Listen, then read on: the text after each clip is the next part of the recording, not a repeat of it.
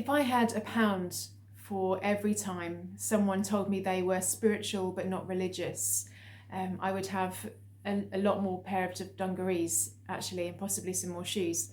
Because I hear it an awful lot, and I completely get it. I wonder if, for a lot of us, we associate religion and church with the rules and the regulations and the behaviour that's expected of us, long boring sermons, weird rituals, and all sorts of things, certainly slightly strange uniforms. And I totally get that, and you're not wrong. All of those things are involved sometimes. But it's also a spirituality. It's also part of how we enter into the world, see the world, live through the world. And particularly at Holy Week, which you might have picked up, I get quite excited about. It's about entering into the story, because all that religious structure, the scaffolding that holds us, the things we believe, the creeds and the scripture, they lead us to this story, which tells us so much about who we are, as well as who God is. It answers some of those spiritual questions and leaves us with even more questions, more often than not. And Holy Week allows us to really enter the story step by step in a really powerful way. So today is Maundy Thursday, and this part of the story takes us to the Passover, which Jesus celebrated with his friends. And as they went to sit together, he did a slightly strange thing, even by local custom. Instead of allowing everyone to wash their own feet, he picked up the bowl and the towel and he washed the feet of his disciples. An act of strange generosity, of humility, putting himself in the place of a servant or slave. It was a very strange thing to do. And then we move through to the meal itself, and we hear Jesus tell his disciples that he will be betrayed, that there will be someone amongst them who will turn on him and lead eventually to his death. And if you follow through the whole liturgy of Maundy Thursday, you go right the way through to a vigil where we sit in the Garden of Gethsemane with Jesus as he knows what is coming, and he goes off by himself to pray. He cries with despair, pleads with his Father to let him off the hook. And yet he knows he must see this through. He can't go back on who he has been and what he has taught and what he has become. He has to see it through. And Judas comes and betrays him, and he is arrested. And tomorrow on Good Friday, we see what happens next as Jesus is sentenced and crucified. But alongside the story, we have the ritual. As we celebrate and remember these stories, we start a service on Maundy Thursday, which reminds us of that act of service of Jesus. In some traditions in church, we will actually wash each other's feet, and usually it's the minister or the bishop, even the Archbishop of Canterbury. The Pope does it. We wash the feet of those around us, those we seek to serve, and it is vulnerable for everyone involved.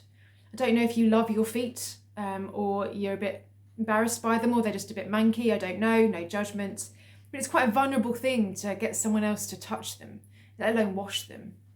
It's a reminder to us that as much as we are to serve others, we too need to remind ourselves we are worthy of being served and looked after. And in that uncomfortable, sacrificial moments, we can offer ourselves to God in all of our discomfort and all of the things we wish were hidden away and kept under socks. And then in the ritual, we have this remembrance of the Last Supper. We remind ourselves that we too can fall so far short as we go to the Garden of Gethsemane and we don't sit with Jesus. We sit with the disciples as they fall asleep, as they abandon him in his hour of need. And then the service doesn't end. That's really important. As we start the service of Maundy Thursday, at no point do we end it. We just leave without dismissal or blessing. We leave it open.